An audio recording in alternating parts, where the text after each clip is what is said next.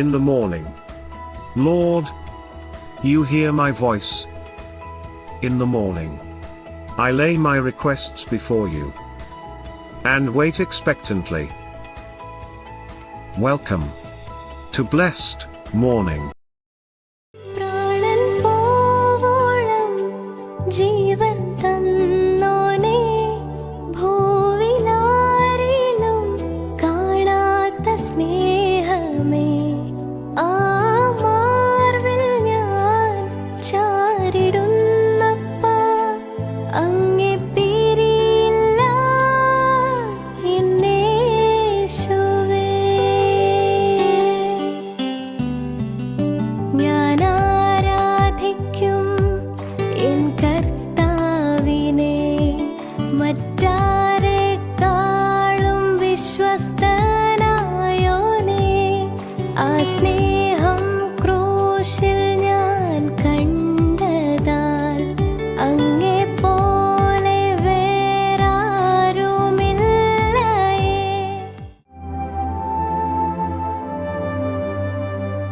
പ്രിയരെ, അനുഗ്രഹിക്കപ്പെട്ട ഒരു പ്രഭാതം കൂടെ നമ്മുടെ ജീവിതത്തിൽ അനുവദിച്ചു തന്ന വലിയവനായ ദൈവത്തെ നമുക്ക് ഒരുമിച്ച് ചേർന്ന് നന്ദി പറയാം. എത്ര പറയും, ഞാൻ നിന്നതല്ല, എൻ്റെ ദൈവം എന്നെ നിർത്തിയതാണ്. ഒന്നുകൂടെ പറഞ്ഞു കഴിഞ്ഞാൽ 2026 ജൂലൈ മാസം 10 തീയതി വരെയും എന്നെയും എൻ്റെ കുടുംബത്തെയും കണ്ണിലെ കൃഷ്ണമണി പോലെ സൂക്ഷിച്ച വലിയവനായ ദൈവത്തിന് നന്ദി പറഞ്ഞുകൊണ്ട് ഈ പ്രഭാത ചിന്തയിലേക്ക് നമുക്ക് ഒരുമിച്ച് അടുത്തു വരാം.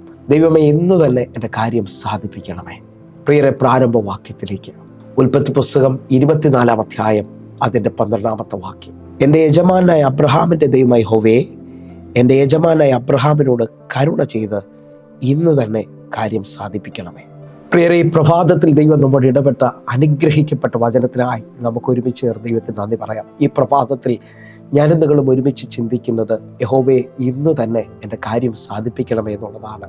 എന്നെ കേൾക്കുന്ന ഓരോ ദൈവമക്കളും പൂർണ്ണ ഹൃദയത്തോടെ ഈ പ്രഭാതത്തിൽ വിശ്വസിച്ചുകൊണ്ട് പ്രാർത്ഥിക്കുമെങ്കിൽ വളരെ നാളുകളായി നിങ്ങൾ ഭാരപ്പെടുന്ന വിഷയത്തിനകത്ത് ഇന്ന് ദൈവം നിങ്ങൾക്ക് വേണ്ടി പ്രവർത്തിക്കാൻ പോവുകയാണ്. കാരണം ഉറപ്പോടെ പ്രാർത്ഥിക്കുന്ന പ്രാർത്ഥനാ വിഷയങ്ങൾക്ക് ദൈവം മറുപടി നൽകും. നാം വായിച്ചു കേട്ട വചന പശ്ചാത്തലം എന്ന് പറയുന്നത് അബ്രഹാമിൻ്റെ മകനായ ഇസഹാക്കിൻ്റെ തക്ക തുണയ്ക്ക് വേണ്ടി ഇറങ്ങിത്തിരിക്കുകയാണ്. താൻ ഉറപ്പോടെ അബ്രഹാമിൻ്റെ ദൈവമായ യഹോവയോട് പ്രാർത്ഥിക്കുകയാണ്, ഇന്ന് തന്നെ എൻ്റെ കാര്യം സാധിപ്പിക്കണം. അങ്ങനെ പറഞ്ഞ തനത മുമ്പോട്ട് സ്റ്റെപ്പ് വെക്കുമ്പോൾ തന്നെ തനിക്ക് വേണ്ടിയുള്ള വഴി ദൈവം തുറക്കുകയാണ്. റെബേക്ക തൻ്റെ മുമ്പിൽ വെളിപ്പെടുന്നത് കാണുകയാണ്. നിങ്ങൾ വിശ്വസിക്കുന്നവരാണെങ്കിൽ ഉറപ്പോടെ പ്രാർത്ഥിച്ചാൽ പ്രാർത്ഥനയുടെ വലിയ തലം ഇന്ന് തന്നെ നിങ്ങൾക്ക് വേണ്ടി ദൈവം വെളിപ്പെടുത്തും. ഞാൻ വിശ്വസിക്കുന്നത് പ്രാർത്ഥന കേൾക്കുന്ന ഒരു ദൈവമുണ്ട്. നിങ്ങളത് ഒന്നുകൂടെ തിരിച്ചറിയാൻ പറ്റുമെങ്കിൽ പൂർണ്ണ ഹൃദയത്തോടെ ഉറപ്പോടെ പ്രാർത്ഥിക്കുന്ന എലിയാസറിന് വേണ്ടി താൻ പ്രാർത്ഥിച്ചത് തൻ്റെ മുമ്പിൽ എത്തുകയാണ്.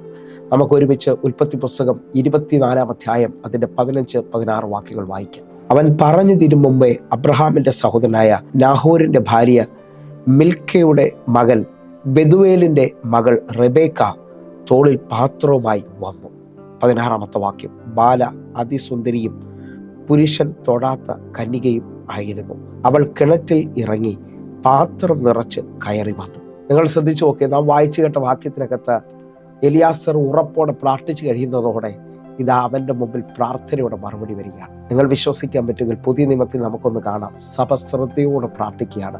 ആ പ്രാർത്ഥന കഴിയുന്നതിന് മുമ്പേ ദൈവദൂതൻ ഇറങ്ങി പത്രോസിനെ കാരാഗ്രഹത്തിൽ നിന്ന് പുറത്തു കൊണ്ടുവരികയും പ്രാർത്ഥിച്ച ഭവനത്തിൻ്റെ മുമ്പിൽ ഇതാ പത്രോസ് എത്തുകയും ചെയ്യുകയാണ്. ഞാൻ ഇന്ന് ചിലവരെ നോക്കി ആത്മാവിൽ വിളിച്ചു പറയുകയാണ്, നിങ്ങൾക്ക് ഇന്ന് തന്നെ ദൈവം ഒരു അത്ഭുതം ചെയ്യും. നിങ്ങളുടെ ജീവിതത്തിനകത്ത് ഇന്ന് തന്നെ ഒരു വലിയ വഴി നിങ്ങൾ കാണാൻ പോവുകയാണ്. വളരെ നാളുകളായി ഭാരപ്പെട്ട, വളരെ നാളുകളായി കരഞ്ഞുകൊണ്ടിരുന്ന ചില വിഷയത്തിനകത്ത് എൻ്റെ ദൈവം ഇന്ന് തന്നെ ഒരു മറുപടി നിങ്ങളുടെ ജീവിതത്തിനകത്ത് അയക്കാൻ പോവുകയാണ്. ഞാൻ ആത്മാവിൽ നിങ്ങളുടെ ജീവിതത്തിനകത്ത് ഒന്നുകൂടി ഒരു ഉറപ്പ് നൽകേണ്ടതിന് വേണ്ടി ഇതാ പഴയ നിയമത്തിൽ എബേസ് എന്ന ഭക്തൻ തൻ്റെ ദൈവത്തോട് തൻ്റെ പ്രാർത്ഥന കഴിക്കുകയാണ്. കാരണം ഇസ്രായേലിൽ ഒരു ദൈവം ഉണ്ടെന്നുള്ളത് എബേസിന് വ്യക്തമായി അറിയാം. നമുക്ക് ഒരുമിച്ച് ചിന്തിക്കാം. 1 ദിനവൃത്താന്തം അതിൻ്റെ 4-ാം അധ്യായം 9-10 വാക്യങ്ങൾ. എബേസ് തൻ്റെ സഹോദരന്മാരെക്കാൾ ഏറ്റവും മാന്യനായിരുന്നു. അവൻ്റെ അമ്മ ഞാൻ അവനെ വ്യസനത്തോടെ പ്രസവിച്ചു എന്ന് പറഞ്ഞ് അവന് എബേസ് എന്ന് പേരിട്ടു. 10-ാമത്തെ വാക്യം. എബേസ് ഇസ്രായേലിൻ്റെ ദൈവത്തോട് നീ എന്നെ നിശ്ചയമായും അനുഗ്രഹിച്ച് എൻ്റെ അതിര് വിസ്താരമാക്കുകയും നിന്റെ കൈ എൻ്റെ കൂടെ ഇരുന്ന് അനർത്ഥം എനിക്ക് വ്യസന കാരണമായി തീരാതെ വണ്ണം എന്നെ കാക്കുകയും ചെയ്താൽ കൊള്ളാമായിരുന്നു എന്ന് അപേക്ഷിച്ചു. അവൻ അപേക്ഷിച്ചതിനെ ദൈവം അവന് നൽകി. ഈ 2 വാക്യങ്ങൾ വായിക്കുമ്പോൾ എബേസ് തൻ്റെ സഹോദരന്മാരെക്കാൾ ഏറ്റവും മാന്യനായിരുന്നു. തൻ്റെ അമ്മ അവനെ വ്യസനത്തോടെ പ്രസവിച്ചതുകൊണ്ട് എബേസ് എന്ന പേര് നൽകി. എന്നെ കേൾക്കുന്നവരെ, നിങ്ങൾ ഇന്നലെ വരെ എങ്ങനെയായിരുന്നു എന്ന് എനിക്കറിയത്തില്ല. പക്ഷേ ഇന്ന് ദൈവത്തോട് ഒരു ഉറപ്പോടുകൂടിയാണ് നിങ്ങൾ വരുന്നതെങ്കിൽ എബേസിൻ്റെ പ്രാർത്ഥന കേട്ട് അവൻ്റെ അതിരുകളെ വിശാലമാക്കിയ ആ പദം നിങ്ങൾ മറക്കരുത്. എബേസ് പറയാണ്, നീ എന്നെ നിശ്ചയമായും അനുഗ്രഹിച്ച് എൻ്റെ അതിരുകൾ വിശാലമാക്കുകയും നിൻ്റെ കൈ എൻ്റെ കൂടെ ഇരുന്ന് അനർത്ഥം എനിക്ക് വ്യസന കാരണമായി തീരാതെ വണ്ണം എന്നെ കാക്കുകയും ചെയ്താൽ കൊള്ളാമായിരുന്നു. അവൻ അപേക്ഷിച്ചത് ദൈവം അവന് നൽകിയെന്നാണ് കാണുന്നത്. നിങ്ങൾ എൻ്റെ കൂടെ ഒന്ന് വിശ്വാസത്തോടെ ഉറപ്പോടെ പ്രാർത്ഥിക്കുമെങ്കിൽ ഇന്ന് തന്നെ ചിലവർക്കൊരു മറുപടി വരാൻ പോകും. ഞാൻ ഈ വചനം പറഞ്ഞുകൊണ്ടിരിക്കുമ്പോൾ തന്നെ ചിലവരുടെ മുമ്പിലേക്ക് ഇതാ ദൈവം ഇറങ്ങി നിൽക്കുന്ന പോലെ, ദൈവ സാന്നിധ്യം വെളിപ്പെടുന്നത് പോലെ ഒരു വലിയ അനുഭവം ഞാൻ കാണുകയാണ്. ഇതാ നിങ്ങൾ ഈ പ്രഭാതത്തിൽ നിരാശപ്പെടുകയോ വേദനപ്പെടുകയോ ഒന്നുമല്ല ചെയ്യേണ്ടത്. കർത്താവിനെ ഒന്ന് മുറുകെ പിടിക്കാൻ പറ്റുമെങ്കിൽ, ആ പാദപീഠത്തിനെ ഒന്ന് മുറുകെ പിടിക്കാൻ പറ്റുമെങ്കിൽ നിശ്ചയമായും ഇന്നൊരു അനുഗ്രഹം നിങ്ങൾ കാണാൻ പോകുകയാണ്. നിങ്ങളുടെ ജീവിതത്തിനകത്ത് വലിയൊരു ദൈവപ്രവൃത്തി നിങ്ങൾ കാണാൻ പോകുകയാണ്. ഞാൻ ഇങ്ങനെ വിശ്വസിച്ചുകൊണ്ടൊരു പദം പറയട്ടെ. ഇതാ തിമായിയുടെ മകനായി ഭർത്തിമായി നാളുകളായി വഴിയരികിൽ ഒരു യാചകനായിരിക്കുകയാണ്. പക്ഷേ യേശു കർത്താവ് ഇതാ എരിഹോവിൽ നിന്ന് യേശു കർത്താവ് പുറപ്പെടുകയാണ്. ജനത്തിൻ്റെ വലിയ ആരവം കേട്ട് ഇതാ തിമായിയുടെ മകനായി ഭർത്തിമായി ചോദിക്കുന്നു, ഈ ആരവം എന്താണ്? ഈ ശബ്ദം എന്താണ്? ഉടനെ അവിടെ നിന്നവർ വിളിച്ചു പറയുകയാണ്, നസറേന യേശു ഇതാ ഇതുവഴി കടന്നു പോകുന്നു. അവൻ ഉച്ചത്തിൽ നിലവിളിക്കാൻ തുടങ്ങി. കാരണം അവൻ്റെ അകത്ത് എവിടെയോ ഒരു വെളിപ്പാടും അറിവും കിടപ്പുണ്ട്. നസറേന യേശു എൻ്റെ കുരുട്ട് കണ്ണുകളെ തുറക്കുമെന്നുള്ളത് അവൻ ഉച്ചത്തിൽ നിലവിളിച്ചു. ആ നിലവിളിയിൽ എതിർപ്പുകൾ വെളിപ്പെട്ടെങ്കിലും അവൻ മിണ്ടാതിരിക്കാൻ തയ്യാറായില്ല. കാരണം അവന് വ്യക്തമായി അറിയാം, ഈ സമയം എൻ്റെ വിടുതലിൻ്റെ സമയമാണ്. ഇന്ന് എനിക്ക് വേണ്ടി ദൈവം പ്രവർത്തിക്കും. നിങ്ങൾ വിശ്വസിക്കാൻ പറ്റുമെങ്കിൽ ഈ പ്രഭാതം ഒരത്ഭുതത്തിൻ്റെ പ്രഭാതമായി ചിലവരുടെ ജീവിതത്തിൽ വെളിപ്പെടുകയാണ്. ഇന്നലെ വരെയും തുറക്കാത്ത ജോലിയുടെ വാതിൽ ഇന്ന് തുറക്കാൻ പോവുകയാണ്. ഇന്നലെ വരെയും ശ്രമിച്ചിട്ട് നടക്കാത്ത വഴികൾ ഇന്ന് തുറക്കപ്പെടും. ആ വിസ സ്റ്റാമ്പ് ചെയ്യപ്പെടാൻ പോവുകയാണ്.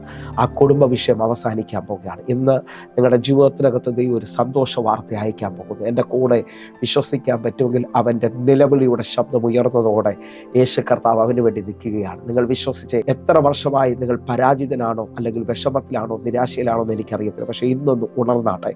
ഇന്ന് എനിക്ക് വേണ്ടി ദൈവം ഒരു അത്ഭുതം ചെയ്യുമെന്ന് പറഞ്ഞാട്ടെ. അങ്ങനെ ഉറപ്പോടെ പ്രാർത്ഥിക്കുന്ന ചിലവർക്ക് വേണ്ടി അവരുടെ പ്രാർത്ഥനയുടെ ആഴം അല്ലെങ്കിൽ ആ മറുപടി വെളിപ്പെടുന്നു നമ്മൾ ഒരുമിച്ച് കാണാൻ പോകുകയാണ്. കാരണം യാക്കോബിൻ്റെ ലേഖനത്തിൽ പറയാണ്, നീതിമാന്റെ ശ്രദ്ധയോടുള്ള പ്രാർത്ഥന വളരെ ഫലിക്കും. നമുക്ക് ഒരുമിച്ചൊന്ന് യേശുവിൻ്റെ രക്തത്തിൽ ഏൽപ്പിച്ചു കൊടുത്തുകൊണ്ട് ഈ മിനിറ്റ് എൻ്റെ കൂടെ പ്രാർത്ഥിക്കാൻ നിങ്ങൾ തയ്യാറാകണം. ഒരു വാക്യം കൂടെ നിങ്ങളുടെ ഉറപ്പിന് വേണ്ടി ഞാനത് വായിക്കാൻ ആഗ്രഹിക്കുകയാണ്. 1 യോഹന്നാൻ 5-ാം അധ്യായം അതിൻ്റെ 15-ാമത്തെ വാക്യം. നാം എന്തപേക്ഷിച്ചാലും അവൻ നമ്മുടെ അപേക്ഷ കേൾക്കുന്നു എന്നറിയുന്നുവെങ്കിൽ അവനോട് കഴിച്ച അപേക്ഷ നമുക്ക് ലഭിച്ചു എന്നും അറിയുന്നു. ഈ വാക്യത്തിന് വലിയ ആഴമുണ്ട് പ്രിയരെ. നാം എന്തപേക്ഷിച്ചാലും അവൻ നമ്മുടെ അപേക്ഷ കേൾക്കുന്നു എന്ന് നാം അറിഞ്ഞാൽ നാം കഴിച്ച അപേക്ഷ നമുക്ക് ലഭിച്ചു എന്നും അറിയും. എന്ന് പറഞ്ഞാൽ ഒരു ഉറപ്പാണ്, എൻ്റെ കർത്താവ് എൻ്റെ പ്രാർത്ഥന കേട്ടു. അങ്ങനെ പ്രാർത്ഥിക്കുന്നവരുടെ പ്രത്യേകത അവർക്ക് ആ ദൈവിക സമാധാനം അനുഭവിക്കാൻ പറ്റും. എന്ന് പറഞ്ഞാൽ എൻ്റെ പ്രാർത്ഥന എൻ്റെ കർത്താവ് കേട്ടു. ഇന്ന് ഈ പ്രഭാതത്തിൽ എൻ്റെ കൂടെ ഒന്ന് കണ്ണുകളൊന്ന് അടച്ച് പ്രാർത്ഥിക്കുമ്പോൾ ചിലവർക്ക് വലിയ ഉറപ്പ് വരാൻ പോകുന്നു.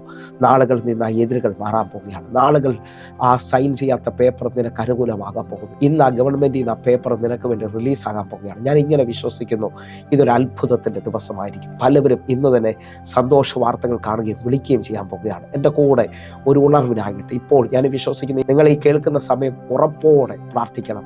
ഇതൊരു അത്ഭുതത്തിൻ്റെ സമയം, ഇതൊരു ഗുഡ് ന്യൂസിൻ്റെ സമയമാണ്. നമുക്ക് ഒരുമിച്ച് കണ്ണുകളൊന്ന് അടയ്ക്കാം, പ്രാർത്ഥിക്കാം. ഞങ്ങളെ സ്നേഹിക്കുന്ന ഞങ്ങളുടെ നല്ല ദൈവമേ, എൻ്റെ കൂടെ ചേർന്നുകൊണ്ട് പ്രാർത്ഥിക്കുന്ന ഓരോ മക്കൾക്ക് വേണ്ടി കർത്താവെ, അവരേത് വിഷയത്തിനകത്താണോ ഭാരപ്പെട്ടത്, ഒരുപക്ഷെ ജോലിയിലായിരിക്കാം, ഒരുപക്ഷെ രോഗത്തിൻ്റെ അനുഭവത്തിലായിരിക്കാം. കർത്താവെ, ഹല്ലേലൂയ, തലമുറകളില്ലാത്തൊരു അനുഭവത്തിൽ, നാളുകളായി നിന്ദിക്കപ്പെട്ട അനുഭവത്തിൽ, ജോലിയിലെ പ്രശ്നത്തിനകത്ത്, കർത്താവെ, ഏത് വിഷയത്തിനകത്താണോ ഇവർ തകർന്ന് എന്നെ കേൾക്കുന്നത്, നാളുകളായി വിസ അടിക്കാൻ പറ്റാതെ, അറിയാം സാലറി കിട്ടാതൊക്കെ ഭാരപ്പെടുന്നവർ എന്നെ കേൾക്കുന്നുണ്ട്. കർത്താവെ, ആ കുടുംബത്തിനകത്തൊരു സമാധാനമില്ലാതെ എന്നെ കേൾക്കുന്നുണ്ട്. പക്ഷേ ഇന്ന് പ്രാർത്ഥനയുടെ ഉറപ്പിൽ കർത്താവെ, ഞങ്ങൾ ആമേ പറയുന്നതിന് മുമ്പേ അങ്ങ് അത്ഭുതം ചെയ്തതിനായി സ്തോത്രം, അങ്ങ് പ്രവർത്തിച്ചതിനായി നന്ദി.